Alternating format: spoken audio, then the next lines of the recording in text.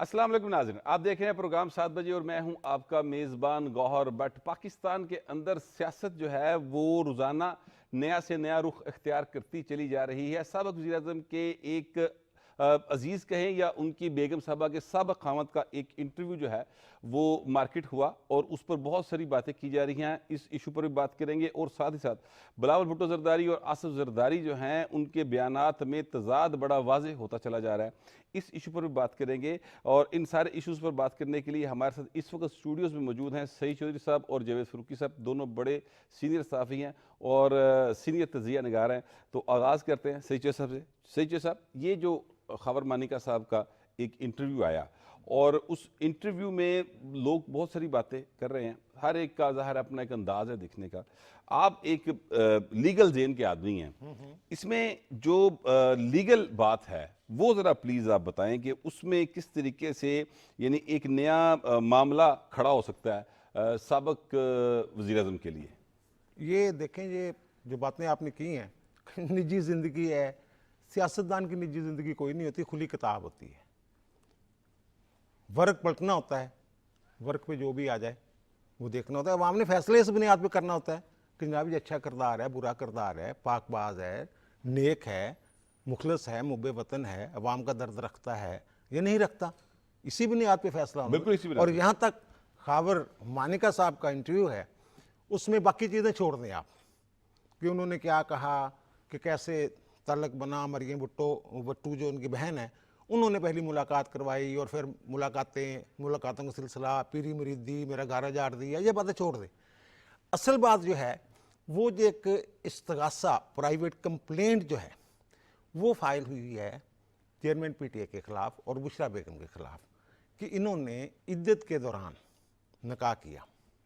یعنی وہ کہہ رہے ہیں کہ کیس چل بھی رہا ہے اس طرح۔ کیس استغاثہ فائل ہے نا، وہ جی جی۔ قاری حنیف صاحب ہیں شاید، اور اس میں مفتی سعید صاحب جو نکاح خواہ ہیں ان کا بھی بیان ہے، اور اون چودھری جو گواہ تھے وہاں موقع کے ان کا بھی بیان ہے کہ ہاں جی وہ جو 1 جنوری 2018 کو نکاح ہوا تھا وہ عدت کے دوران ہوا تھا، اور اس کے بعد پھر دوبارہ ایک نکاح ہوا تھا۔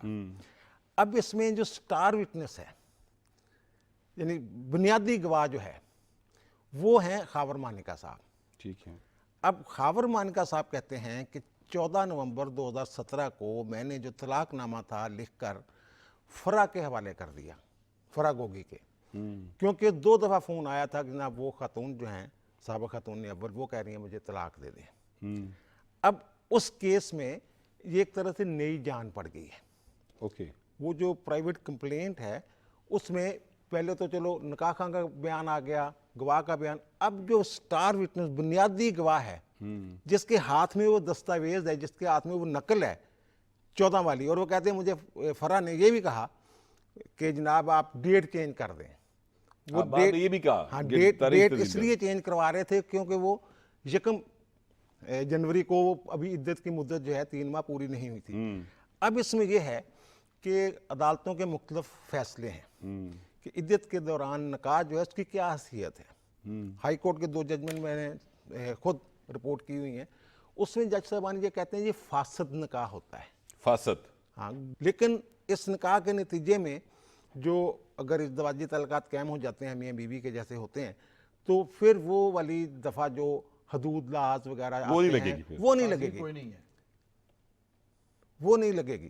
لیکن ساتھ جو بات کر رہے ہیں یہ بڑی چوہدری صاحب جو ہے نا، میں اپنے ناظرین کو بتا دوں اور فاروقی صاحب آپ کے نوٹس میں یہ لوں، چوہدری صاحب بہت زیادہ قانون کی باتوں کو بڑا سمجھتے ہیں۔ انہوں نے اس کے اوپر بہت اچھی سٹوریز کی ہوئی ہیں، میں نے اس لیے ان سے یہ بات پوچھی ہے تاکہ ہمارے ناظرین سمجھ سکیں معاملہ ہے کیا۔ اچھا وہ نہیں لگے گا جو لوگ سمجھتے ہیں۔ اب اس کی شرعی حیثیت کا تو علماء کرام بلند، میں تو قانون کی بات کر رہا ہوں جو چل رہا ہے، جو مروجہ ہے، اس کی بات کر رہا ہوں۔ اب اس میں یہ ہے کہ اگر فراڈ سے نکاح والی بات تو الگ فاسد ہو گیا، لیکن کچھ اور جرائم ہیں جو تعزیرات پاکستان میں دی ہوئے ہیں، اور جو کمپلینٹ ہے پرائیویٹ کمپلینٹ چیئرمین کے خلاف پی ٹی اے کے، وہ بھی وہی اسی بنیاد پہ ہے۔ وہ ہے پی پی سی کا سیکشن جو ہے دفعہ 496 تعزیرات پاکستان کی۔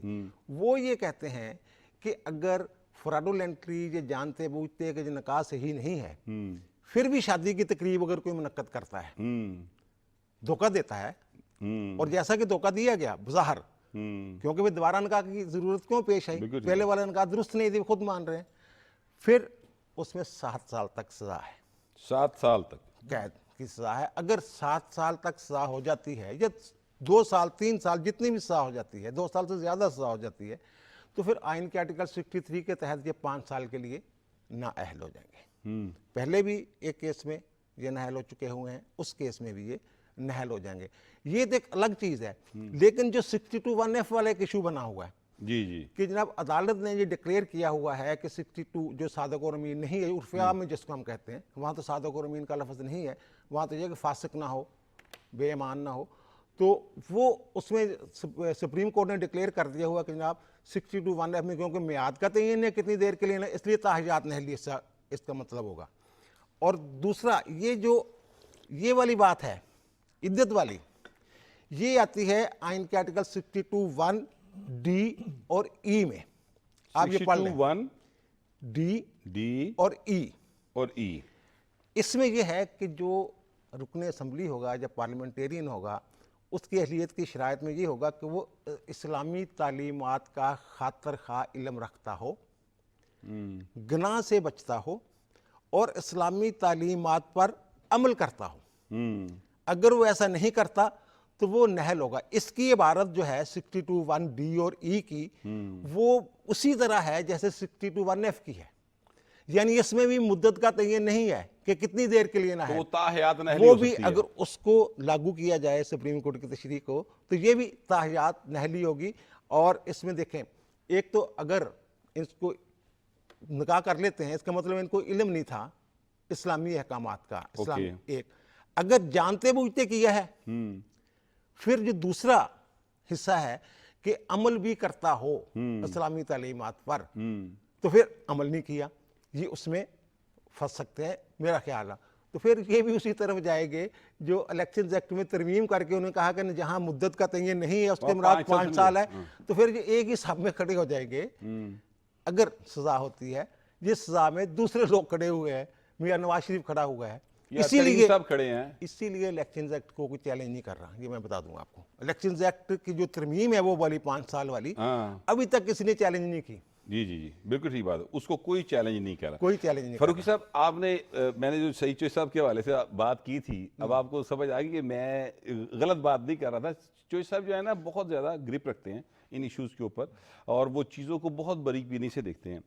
अब ये जो इस तरह से इंटरव्यू आया है और चीज़ें, अब ये एक बहस चल रही है, सईद साहब ने अपनी बात की शुरू में उस तरफ इशारा किया कि क्या ये निजी मामलात हैं, ज़ाती ज़िंदगी है, इस पर मीडिया में आना चाहिए, मीडिया को इस किस्म की बातें डिस्कस करनी चाहिए।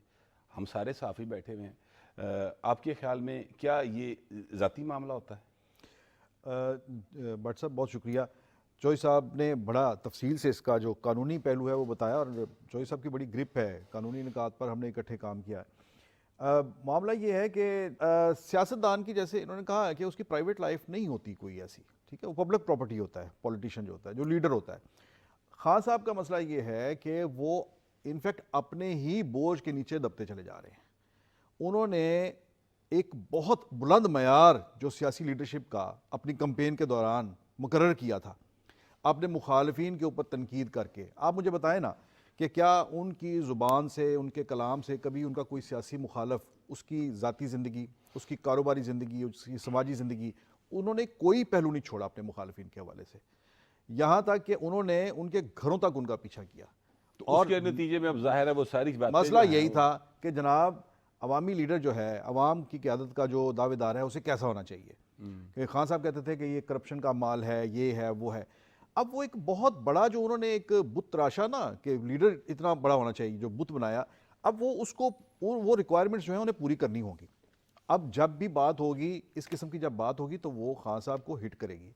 ये जो इंटरव्यू है खावर मानेका का, इसमें सबसे बड़ी बात यही है कि उनका अपना जो मुकर्रर करदा मयार था वो क्वेश्चन हुआ है कि खान साहब की जो है निजी लाइफ, उनकी जवानी के हवाले से बात होती थी, उनकी क्रिकेट के हवाले से बात होती थी, अब उनकी जो निजी ज़िंदगी है उसके हवाले से। इस वक्त हमारे साथ, फरूक साहब मैं आपको रोकूंगा, इस वक्त हमारे साथ पाकिस्तान पीपल्स पार्टी की रहनुमा शशि प्लीजो हैं और हम उनसे ये जानने की कोशिश करेंगे कि आसिफ जरदारी और बिलावल भुट्टो जरदारी के जो बयानात हैं उनके दरमियान तजाद क्यों दिखाई दे रहा है। अस्सलाम वालेकुम मैडम। वालेकुम अस्सलाम। अस्सलाम वालेकुम। जी वालेकुम अस्सलाम भट्ट साहब। आपको आवाज क्लियर आ रही है? जी बिल्कुल। अच्छा, ये एक मामला है कि जरदारी साहब ने इलेक्शन कमीशन पर मुकम्मल एतमाद का इजहार किया था और बिलावल भुट्टो जरदारी साहब का जो अब एक खिताब हुआ और उस खिताब में उन्होंने ये कहा कि तमाम मसाइल से निकलना है तो इलेक्शन साफ शफाफ करवाना होंगे, यानी उन्हें शक है कि इलेक्शन शफाफ नहीं होंगे। जरदारी साहब कह रहे थे कि इलेक्शन जो है वो शफाफ होंगे। तो ये तजाद क्यों है आपकी लीडरशिप में?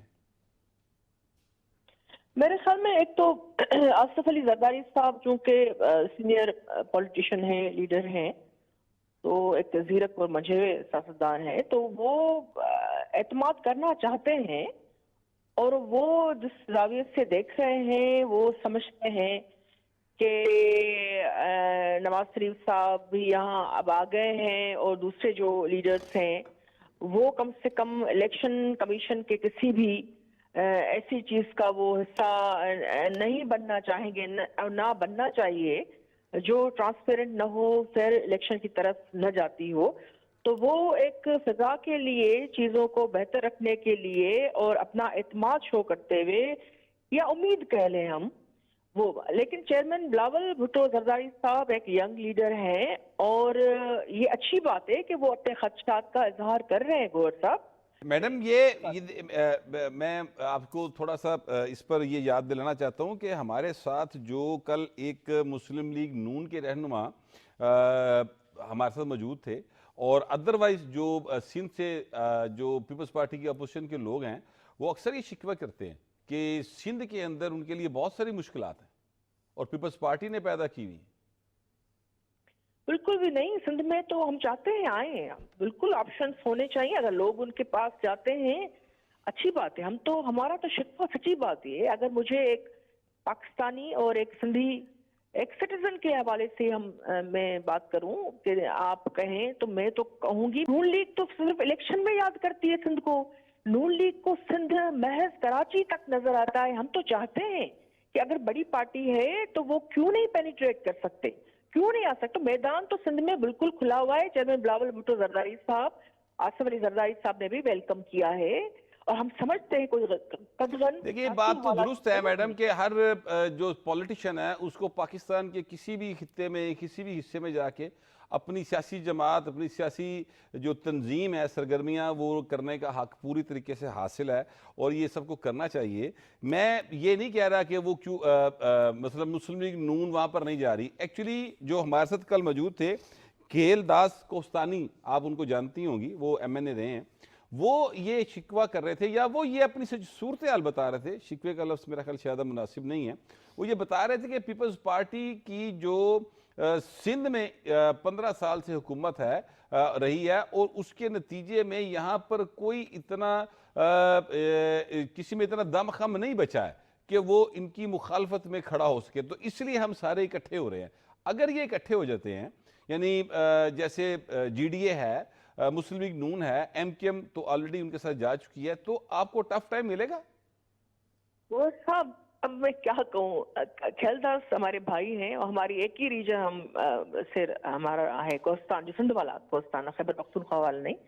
मैं भी वहीं की हूँ, ठटा से, और वो जामशोरो साइड के हैं। तो हमारे मसाइल पानी से ये वो जुड़े हुए एक ही हैं। हमारे हिंदू भाई हैं और अच्छे, बहुत ही मुतहर्रिक है, अच्छी बात है। नून लीग में भी ऐसे लोग बिल्कुल होने चाहिए।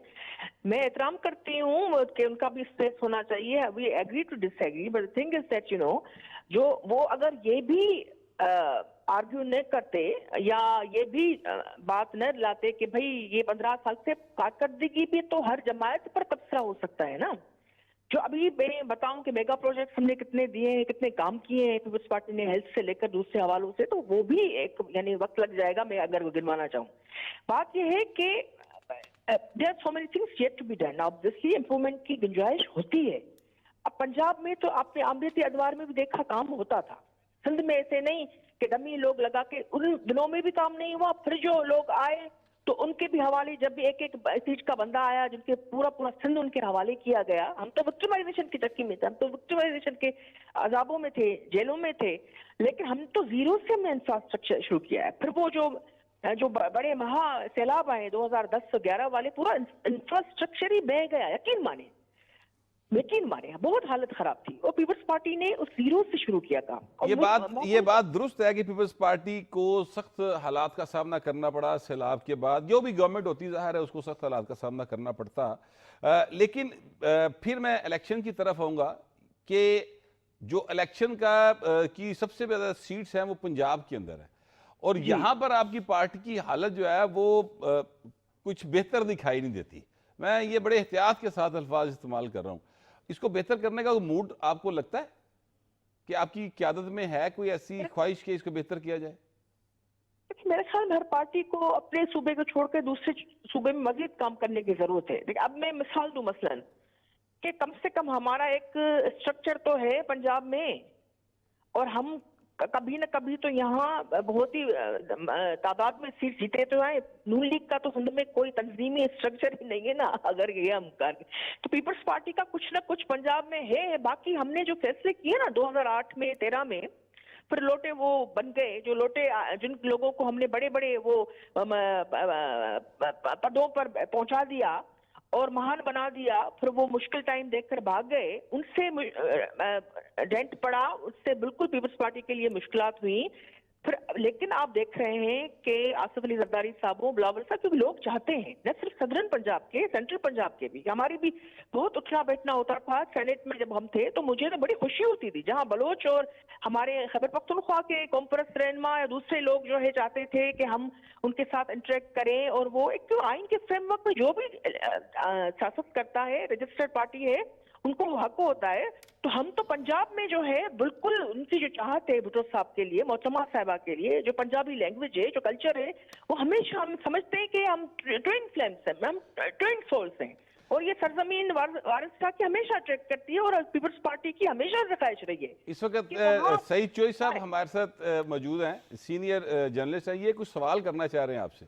अच्छा, सस्ती प्लीजो साहब, मुझे ये लग रहा है जब मिसाक जमहूरियत हुआ, बेनज़ीर साहबा और नवाज शरीफ, दीगर जमातें भी उसमें शामिल थी, उसके बाद मुझे लग रहा है कि गैर एलानिया तौर पे जो पंजाब के अवाम हैं वो नून लीग के रहमो करम पर छोड़ दिए गए, और जो सिंध के अवाम हैं वो पीपल्स पार्टी के रहमो करम पर छोड़ दिए गए।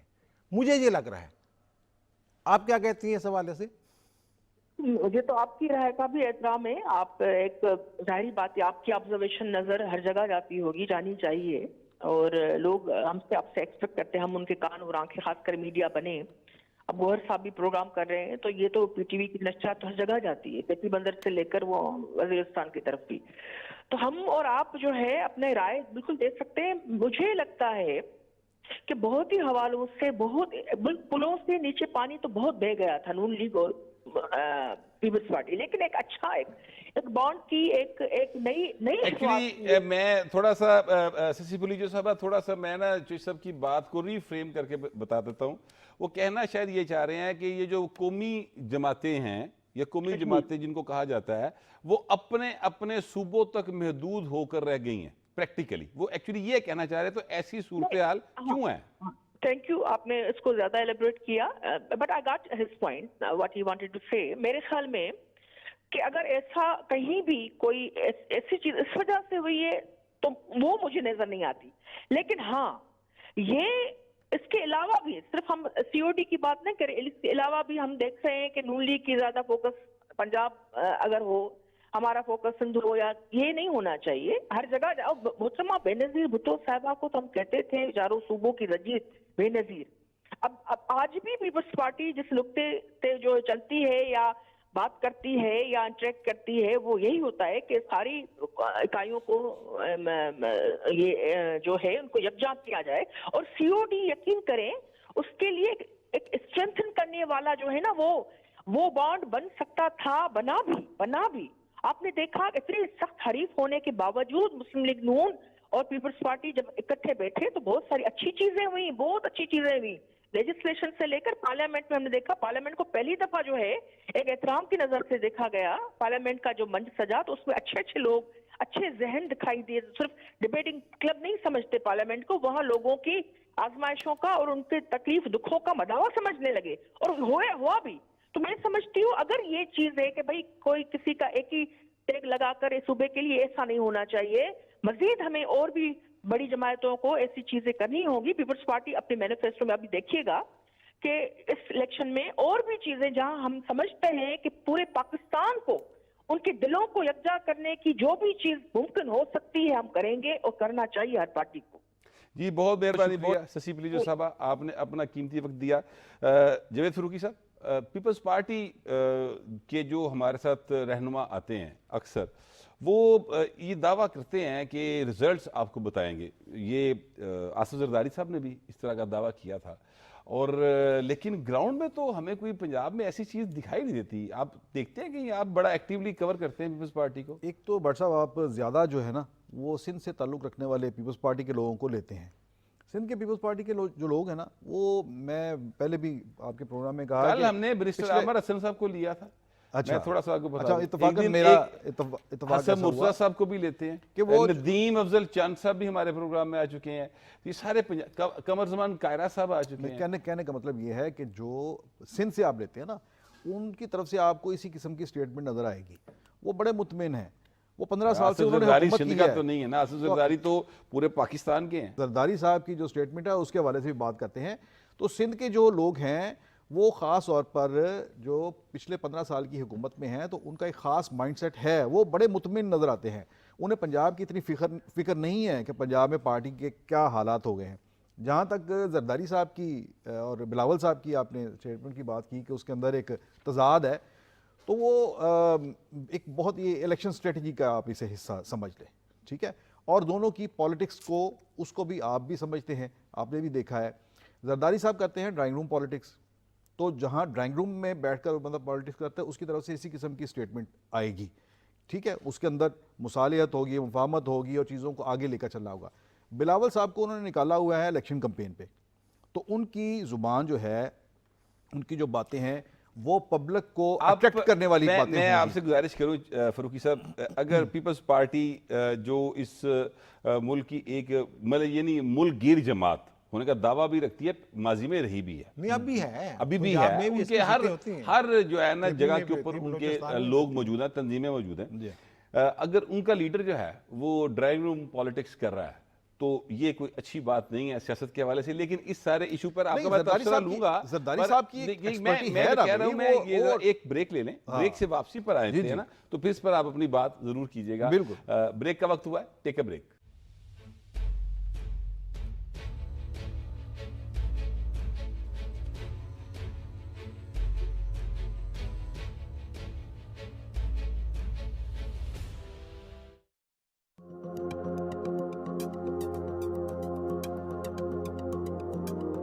मोदी की क़यादत में भारत जमहूरी लिबादे में एक इस्तेमारी ताकत बन चुका है।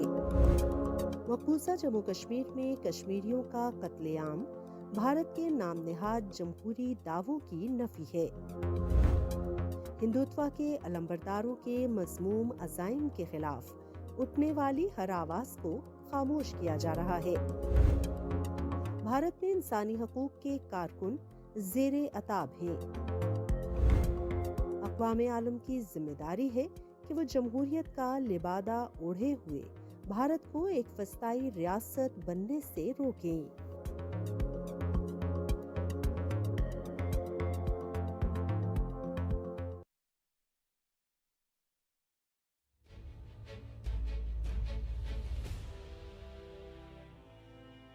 Welcome back. ब्रेक पे जाने से पहले जावेद फरूकी साहब जो हैं वो अपना तजिया पेश कर रहे थे कि पीपल्स पार्टी की जो लीडरशिप है उनके दरमियान जो तजाद की एक कैफियत दिखाई देती है वो क्यों है। फरूकी साहब अपनी बात कंप्लीट करें। हाँ, मैं ये कह रहा था कि ये तजाद नहीं है, ये स्ट्रेटजी है। ओके, ठीक है। जरदारी साहब के हवाले से मैंने कहा कि ड्राइंग रूम पॉलिटिक्स वो करते हैं, तो ये कोई डिस्क्वालिफिकेशन नहीं है। ये जरदारी साहब की पॉलिटिक्स की क्वालिटी है कि वो जो बेहतर मैनेजमेंट जो है वो कर लेते हैं। सुन ले इसमें भुट्टो साहब ड्राइंग रूम से पॉलिटिक्स को चौराहे में लाए थे और पीपल्स पार्टी का लीडर फिर पॉलिटिक्स को ड्राइंग रूम में ले जाए। नहीं, ये बात नहीं है कि आप अगर ड्राइंग रूम में बैठकर की है बात आपने, तो आप ड्राइंग रूम में ही ले गए हैं पॉलिटिक्स को। नहीं, ड्राइंग रूम में बैठकर ड्राइंग रूम की पॉलिटिक्स होती है। उन्होंने बिलावल भुट्टो साहब जो हैं वो इलेक्शन कैंपेन पे निकले हुए हैं, तो इलेक्शन कैंपेन में यही एक जारहाना जो है ये मोड होता है और उसके अंदर वो चैलेंज कर रहे हैं और جو بھی حکومت ہے اس کو ٹائٹ بھی کر رہے ہیں, جو الیکشن کمیشن ہے اس کو بھی ٹائٹ کر رہے ہیں. یہ پیپلز پارٹی کے اندر میں اسے ایک تضاد نہیں, ایک اسٹریٹجی کے طور پر سمجھتا ہوں. پیپلز پارٹی کے اندر میں آپ کو ایک بات بتاؤں, یہ پیپلز پارٹی کا ایک کارڈ بھی ہے. پیپلز پارٹی کے اندر اس کی جو ہے, جو ٹاپ لیڈرشپ ہے, اس کی سینٹرل ایگزیکٹو کمیٹی ہے, اس میں بھی یہ دو طرح کی آراء جو ہیں پائی جاتی ہیں, اور یہ دونوں آراء جو ہیں یہ پیپلز پارٹی نے ایک کارڈ کے طور پر استعمال کرتی ہے. اور اب بھی جو آپ کو فرق نظر آ رہا ہے اس کی بنیادی وجہ یہی ہے. جی جی صاحب, آپ کا کیا خیال ہے اس سارے ایشو کے اوپر؟ یہ وہ زرداری صاحب جو ہیں وہ ڈرائنگ روم کی اس طرح نہیں کرتے جیسے تاثر ہے کہ ڈرائنگ روم میں جو سیاست کرتے ہیں وہ کیسے لوگ ہوتے ہیں. وہ وہاں پالیسی بناتے ہیں, اسٹریٹجی بناتے ہیں, اور جو بلاول صاحب کہہ رہے ہیں آپ کے خیال میں کہ وہ بغیر کسی پالیسی کے بیان دیے جا رہے ہیں, وہ ایک بیانیہ بنا رہے ہیں. فاروقی صاحب سے میں اتفاق کروں گا, بات یہی ہے کہ الیکشن میں لوگوں کو اٹریکٹ کرنے کے لیے کچھ نہ کچھ تو دینا ہے نا. یعنی الیکشن کمیشن جتنا تگڑا طاقتور اب نظر آ رہا ہے نا, اس کو سپریم کورٹ نے اپنے کندھے فراہم کیے تھے. باقاعدہ کورٹ میں یہ کہا بھی ہم آپ کو کندھا دے رہے ہیں. وہ عابد منٹو صاحب جو ہیں, جی جی وہ ورکر پارٹی ہے ان کی, شاید وہ کیس آپ پڑھیں, وہ لے کے گئے تھے بالکل. اس میں یہ ساری چیزیں, بہت سارے اختیارات جو ہیں ان کی تشریح کر کے یہ الیکشن کمیشن کو دے دیں گے. اگر رولا ڈالنا ہو کسی نے تو پھر وہ الیکشن کمیشن جو ہے قرآن اٹھا کے کہتا رہے کہ جناب کوئی نہیں ہوئی. چیف جسٹس یا سپریم کورٹ لگی رہے الیکشن فیئر کروانے میں. جس نے نہیں ماننا وہ بات درست ہے, لیکن مانا میں نہیں. نے ایون یہ جب پیپلز پارٹی والے بے نظیر بھٹو صاحب یہ کہتی رہی ہیں کہ جناب الیکشن فیئر نہیں ہوئی, لیکن ہم جمہوریت کے لیے نتائج کو تسلیم کرتے ہیں اور آگے بڑھتے ہیں. یہ 2018 میں بھی ایسے ہوا نا, مطلب الیکشن کے نتائج جو ہیں ان پر کوئی مطمئن نہیں تھا, جیتنے والی پارٹی بھی مطمئن نہیں تھی. اس کے باوجود سب نے تسلیم کیا اور آگے بڑھے. لیکن میں یہ بات بارہا کہہ چکا ہوں, میں ایک دفعہ پھر اس بات کو دہرانا چاہتا ہوں, کیونکہ جو جس کا کریڈٹ ہو فاروقی صاحب, ہمیں وہ کریڈٹ ضرور دینا چاہیے. ہمارا من حیث القوم یہ مسئلہ بن گیا کہ ہم نیگیٹو چیز کو دیکھتے ہیں, پوزیٹو چیز کو سامنے نہیں لاتے. یہ جو موجودہ الیکشن کمیشن ہے, ان کے ٹنیور کے اندر جتنے انتخابات ہوئے, ضمنی انتخاب ہوں یا بلدیاتی انتخاب ہوں, ایک سیٹ پہ ہو الیکشن یا 20 نشستوں کے اوپر ہو, یعنی 17 جولائی 2022 کا الیکشن آپ یاد کیجئے, جب مسلم لیگ نون وہ الیکشن ہار گئی اور سٹنگ سی ایم پنجاب تھے حمزہ شہباز. ان کا بیان میں نے دیکھا, انہوں نے کہا جی ہم نتائج کو تسلیم کرتے ہیں. تو ہارنے والا نتائج کو تسلیم کر رہا ہے, ان کے یعنی ان کی جو سی ایم شپ ہے وہ ختم ہو رہی تھی اس کے اوپر, اس الیکشن کے نتیجے میں, اس الیکشن کے نتیجے میں, لیکن انہوں نے تسلیم کیا. ابھی سندھ میں انتخابات ہوئے ہیں جو بلدیاتی انتخابات ہیں, پیپلز پارٹی کو کوئی سپورٹ حاصل ہے نہیں حاصل ہے, چھوٹے موٹے الزامات کے باوجود سب نے نتائج کو تسلیم کیا. کسی نے یہ نہیں کہا کہ ریگنگ ہو گئی ہے. بالکل صحیح, ٹھیک ہے, کوئی سیریس بات نہیں, چھوٹی موٹی چیزیں باتیں چلتی رہتی ہیں, سیاسی بیانات جنہیں ہم کہتے ہیں وہ چلتے رہتے ہیں. تو اس الیکشن کمیشن کی یہ ایک کریڈیبلٹی ابھی تک تو موجود ہے کہ جناب وہ جتنے بھی انتخابات کروائے ہیں ان کو تمام جتنے سٹیک ہولڈرز ہوتے ہیں وہ اس کو تسلیم کرتے ہیں. لیکن جو بعد میں کہنے کے لیے ساری, ایک تو ظاہر ہے جو پازیٹیو بات ہے وہ سامنے آنی چاہیے قوم کے, دوسری بات یہ ہے کہ جو بلاول بھٹو زرداری صاحب ہیں, فاروقی صاحب, وہ یہ کہہ رہے ہیں اگر الیکشن سے پہلے ہی نتائج طے کرنے ہیں تو الیکشن کا کوئی فائدہ نہیں. ایک وزیر اعظم بنے گا تو دوسرا دھاندلی کا الزام لگا کر دھرنے شروع کر دے گا. تو یہ ایکچولی میرے خیال میں ایک طرح سے وہ اپنی مستقبل کی اسٹریٹجی بتا رہے ہیں. آپ اس کو کیسے دیکھتے ہیں؟ دیکھنے کی بات یہ ہے کہ بلاول بھٹو صاحب جو ہیں وہ جلسوں کے علاوہ وہ کیا پراپر فورم پر جا کر انہوں نے یہ کوئی بھی چیز جو اپنی رجسٹر کروائی ہے؟ کیا الیکشن کمیشن کے اندر جا کر کوئی اس حوالے سے انہوں نے اپنی بات جو ہے وہ وہاں پر پہنچائی ہے؟ کیا انہوں نے کورٹ کے اندر کوئی ایسی چیز لے کے گئے ہیں؟ کیا جو نگران حکومتیں ہیں ان کے حوالے سے کوئی آج تک ان کی بات آئی ہے؟ میرے خیال میں جہاں تک میری یادداشت ہے ایسی کوئی چیز نہ تو ان کی طرف سے اظہار آیا ہے, نہ کسی پراپر فورم پر انہوں نے اس کو رجسٹر کیا ہے. سو یہ ایک جسے ایک سمجھیں کہ شعلہ بیانی ہے, ٹھیک ہے, جس میں جو سامنے کراؤڈ ہوتا ہے اس کو تھوڑا سا ابھارنا بھی ہوتا ہے, اس میں جوش بھی پیدا کرنا ہوتا ہے, اور جلسوں کے اندر ایک آپ نے لینی ہے, ایک اٹریکشن لینی ہے, یہ ایک اس کے اندر زیادہ ایلیمنٹ ہے. بہرحال پیپلز پارٹی جو ہے وہ اس کے پاس بلاول بھٹو کی شکل میں ایک ایسا لیڈر تو ہے جو جلسوں میں جا کر عوام کو جو ہے وہ اٹریکٹ کر سکتا ہے ان کو اس قسم کی اسپیچز کرنے کے لیے. یہ ایک پچھلے جتنے بھی انتخابات تھے بٹ صاحب 2008 کے بعد بی بی شہید کی شہادت کے بعد یہ پیپلز پارٹی کے اندر ایک چیز جو تھی یہ ایک کمی تھی کہ پیپلز پارٹی کے پاس جو عوام میں جانے والا کراؤڈ پلر کوئی نہیں تھا. تو اس الیکشن میں پیپلز پارٹی کے پاس وہ جو ایک ڈیفیشنسی تھی وہ اب نہیں رہی اور بلاول بھٹو جو ہے وہ کر رہے ہیں. یہ بہرحال جیسے میں نے پہلے کہا ہے کہ یہ ایک الیکشن کیمپین ہے. اب اس کے اندر آپ کو اور بھی اس قسم کی بہت سی باتیں جو ہیں وہ سننے کو ملیں گی اور آگے کے دیکھیے ہوتا ہے کیا. ویسے یہ میں بات کروں جی سر. کہ جو زرداری صاحب ہیں اور نواز شریف صاحب ہیں ان میں کسی نہ کسی سطح پہ کہیں نہ کہیں کوئی انڈرسٹینڈنگ موجود ہے.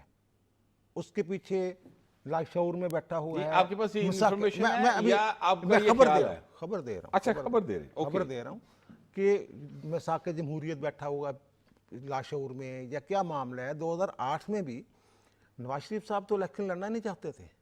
وہ تو بائیکاٹ کرنے والی جماعتوں میں نہیں وہ اعلان کر دیا تھا بائیکاٹ کرنا. وہ زرداری صاحب لے کے آئے تھے ان کو. جی بالکل ایسا ہی ہے. ہاں پیپلز پارٹی والے لے کے آئے تھے جناب یہ آپ الیکشن لڑیں. ان کے پاس تو بندے پورے نہیں تھے. 70-80 کینڈیڈیٹ ملے تھے ٹوٹل. بالکل ٹھیک بات ہے. اور پھر پنجاب میں حکومت بنانے میں یہ کامیاب ہو گئے تھے. تو یہ اب مجھے یہ آپ میں اس کو کیا کیسے کروں ایکسپلین کہ یہ جو باتیں ہیں نا ساری یہ 8 فروری تک ہے. اوکے 8 فروری کے بعد 9 فروری کو آپ دیکھیں گے یہ جو لوگ ہیں میں اس میں پی ٹی آئی شامل نہیں کر رہا. باقی جتنی بھی جماعتیں ہیں اس وقت جو مقابلہ ہے وہ پی ٹی آئی ہے. ایک پی ٹی آئی کے جو ووٹر ہیں وہ کھینچنے ہیں. وہ اسی صورت میں کھینچے جائیں گے کہ نون لیگ کے ٹارگٹ کریں بیانیہ بنایا جائے. اور دوسری بات یہ ہے کہ پیپلز پارٹی کے سوا تمام جماعتیں جو اس وقت ہیں وہ سمجھ لیں آپ اس الیکشن میں نون لیگ کی اتحادی ہوں گی. نون لیگ کی اتحادی ہوگی مخالف ہوگی سر. اتحادی ہو نا نہیں ساری تقریباً پارٹیز جو ہیں وہ نون لیگ کے ساتھ ہاتھ ملا چکی ہیں. جتنی بھی سیاسی جماعتیں ہیں اس وقت پی ٹی آئی کو الگ کر دینا پیپلز پارٹی کے سوا جتنی بھی سیاسی جماعتیں ہیں G D A Maulana a N P جو بھی آپ کہہ لیں بیپ یہ سارے اتحادی ہوں گے نون لیگ کے. اور جب الیکشن رزلٹ آئے گا پھر آپ دیکھیں گے کہ زرداری صاحب کی اور ان کی ایک ملاقات ہوگی. اس میں پھر قومی یہ پہلی مرتبہ ہوگا کہ معاملہ قومی حکومت کی طرف جائے گا. معاملہ اب جو حکومت بنے گی وہ قومی حکومت ہوگی. اپوزیشن میں 7-8 لوگ بیٹھے ہوں گے. بس یہ میں آپ کو بتا رہا ہوں. چودھری صاحب نے بڑی اہم بات کی ہے کہ ان انتخابات کے نتیجے میں ایک قومی حکومت جو ہے وہ مارز وجود میں آئے گی. اس پر مزید بات کریں گے. فی الحال ایک بریک لیتے ہیں اور پھر واپس آگے چودھری صاحب سے پوچھیں گے کہ چودھری صاحب آگے کیا کیا انفارمیشن آپ کے پاس ہے. ٹیک اے بریک.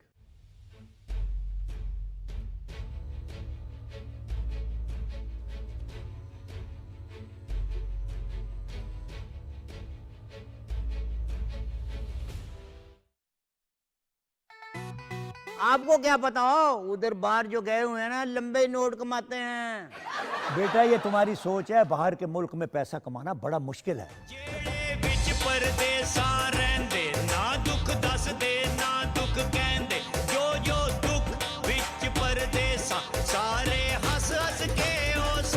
ساؤتھ افریقہ جو ہے نا بیسٹ ہنٹنگ پلیس ہے. یہ میری ہنٹنگ سے محبت جو ہے وہ مجھے کھینچ کے ساؤتھ افریقہ لے گئی. ہمیں بہت خوشی ہوگی اگر ہمیں آپ تاریخی عمارتوں کے لیے گائیڈ کریں گے.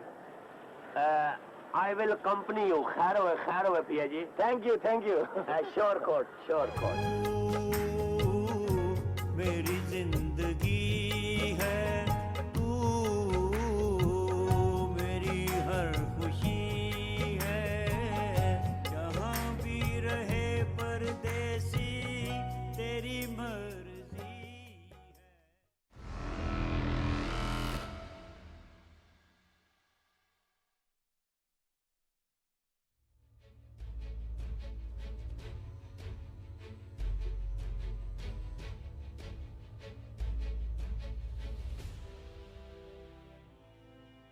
Welcome back. بریک پہ جانے سے پہلے سعید چودھری صاحب یہ خبر بریک کر رہے تھے کہ جناب ان کی انفارمیشن کے مطابق مسلم لیگ نون اور دیگر سیاسی جماعتیں جو ہیں وہ ایک خبر کا 2 حصے ہیں. پہلا حصہ تو یہ کہہ رہے تھے کہ پیپلز پارٹی کے سوا تمام سیاسی جماعتیں جو ہیں وہ مسلم لیگ نون کی اتحادی بن جائیں گی اس الیکشن میں.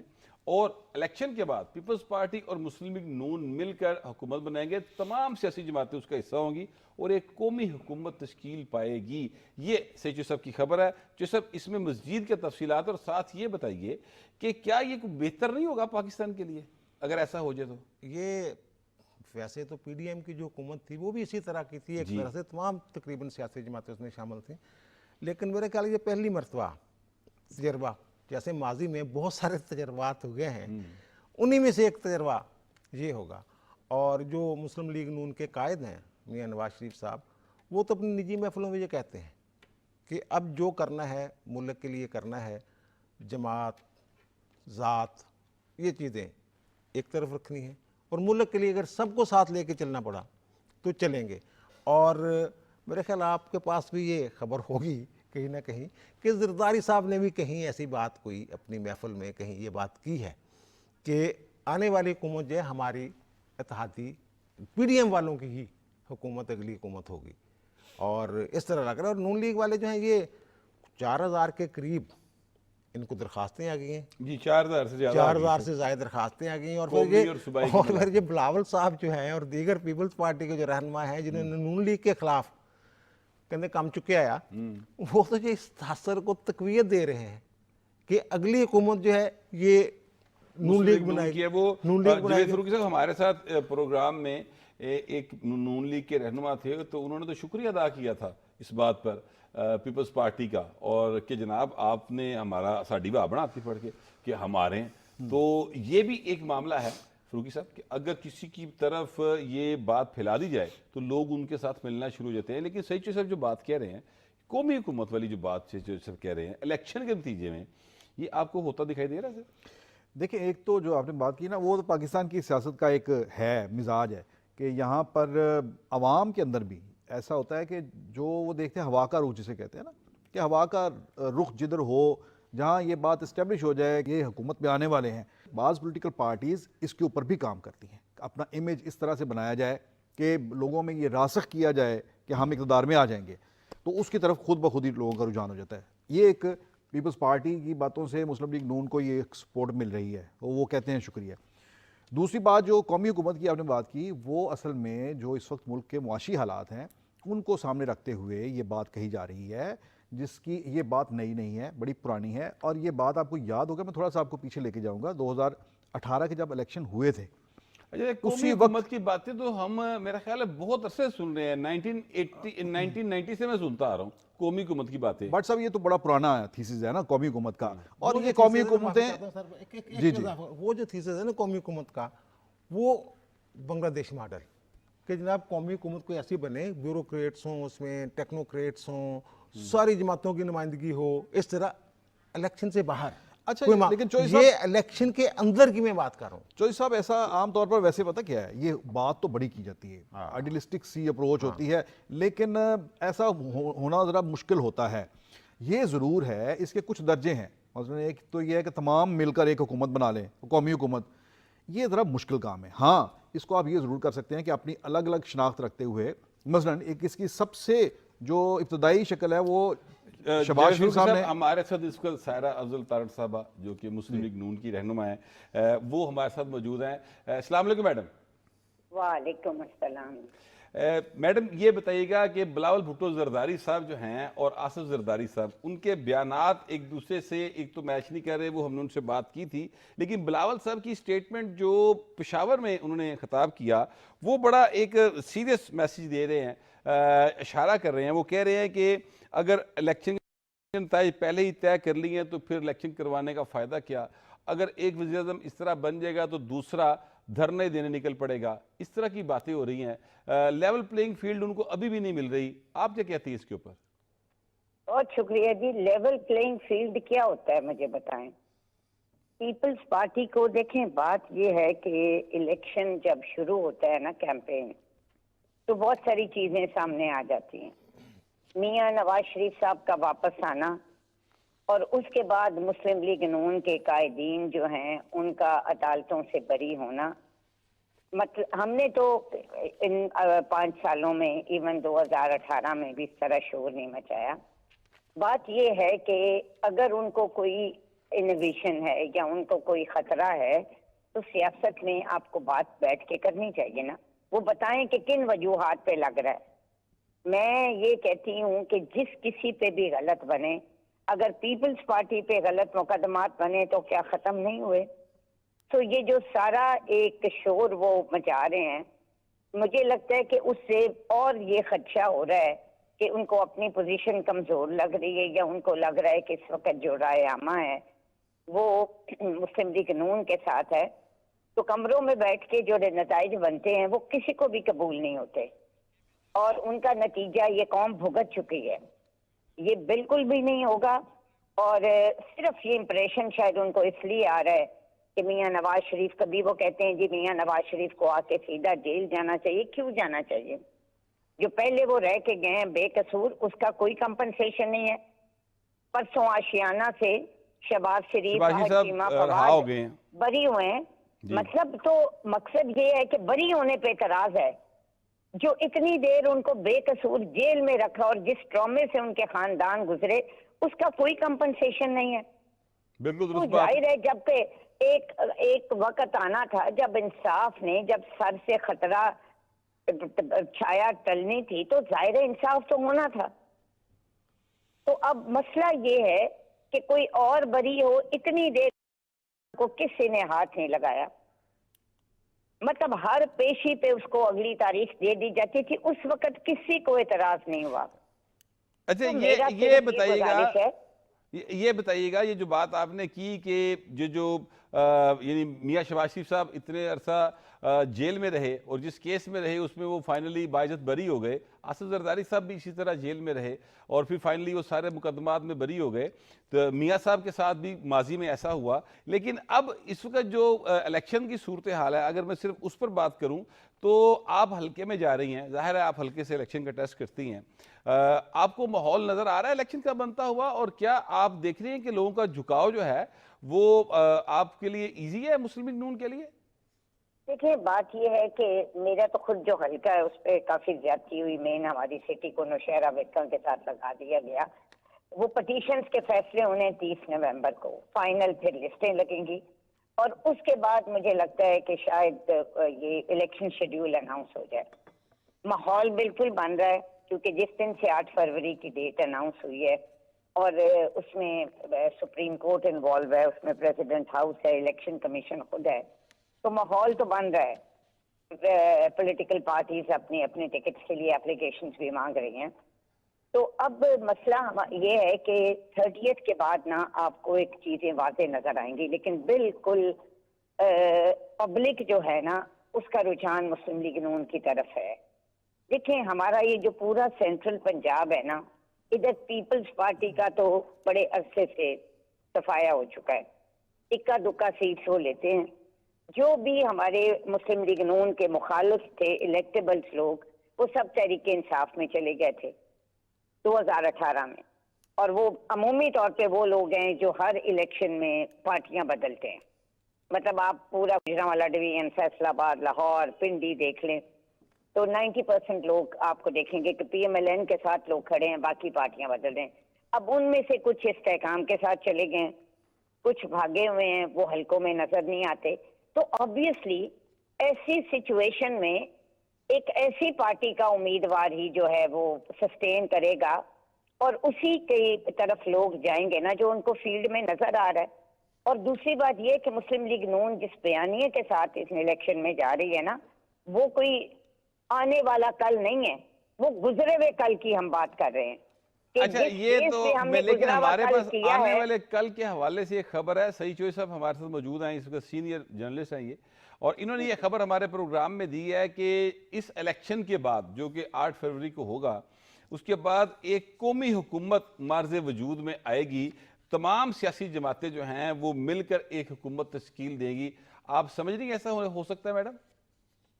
دیکھیں مجھے یہ قومی حکومت اور ٹیکنوکریٹ حکومت کا نہیں, قومی حکومت یہ اس سے مراد ٹیکنوکریٹ حکومت نہیں, قومی حکومت سے مراد یہ ہے کہ جو لوگ منتخب ہو کر آئیں گے, جس طرح پہلے پی ڈی ایم کی حکومت تھی اس طرح سے. ٹھیک ہے, مل کر نہیں دیکھیں وہ میں اللہ خیر کرے اس وقت کیا وقت آئے گا. دیکھیں اس قومی حکومت کا فائدہ ایک یہ ہوگا کہ इस वक्त पाकिस्तान को जिस में ये मंझधार में घिरा हुआ है ना, उसको आगे ले जाने के लिए तमाम सियासी जमातों की और स्टेक होल्डर्स की जरूरत है, इकट्ठा लेके चले।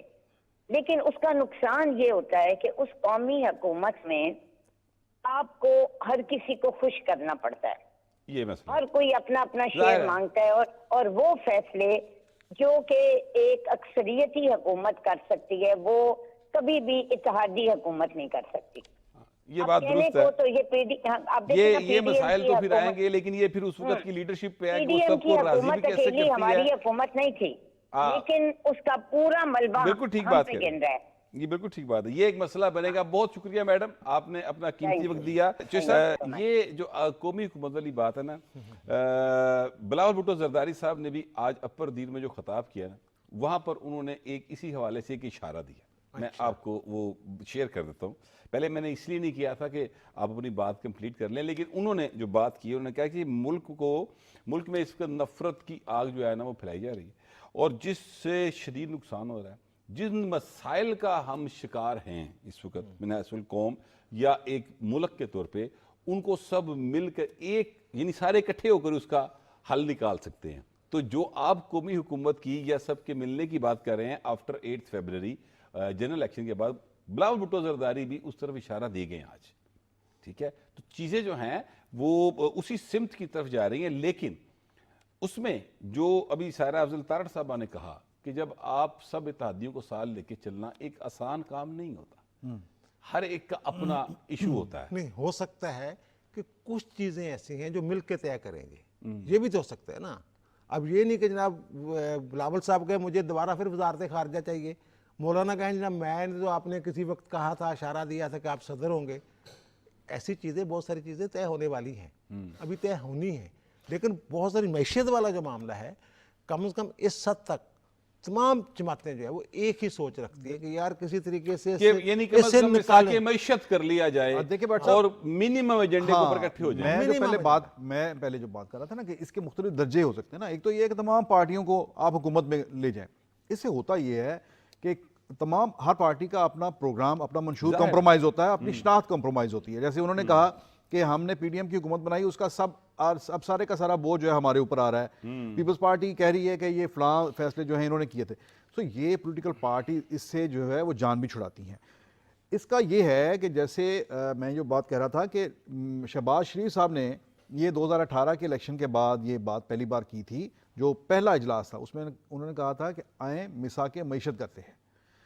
उसकी वजह यह है कि इस वक्त मुल्क के मुआशी हालात ऐसे हैं कि एक मिनिमम कॉमन एजेंडे के ऊपर जो है इकट्ठे हो जाए, खराब हैं, बाकी उसके अलावा अलग अलग हमारे पास सब चूंकि खत्म हो गया है। तो ये हमारा आज का प्रोग्राम था। मैं एक बार फिर अपने सारे पाकिस्तानी भाइयों से, बहन भाइयों से जो कि 18 साल या उससे ज़्यादा उम्र के हैं, उनसे ये दरख्वास्त करूँगा कि 8 फरवरी को इलेक्शन है, अपना वोट ज़रूर कास्ट कीजिएगा, ये हम सब पर लाजिम है। हमारे प्रोग्राम के हवाले से अपना फीडबैक ज़रूर दीजिएगा। आपसे मुलाकात होगी कल। अल्लाह निगहबान।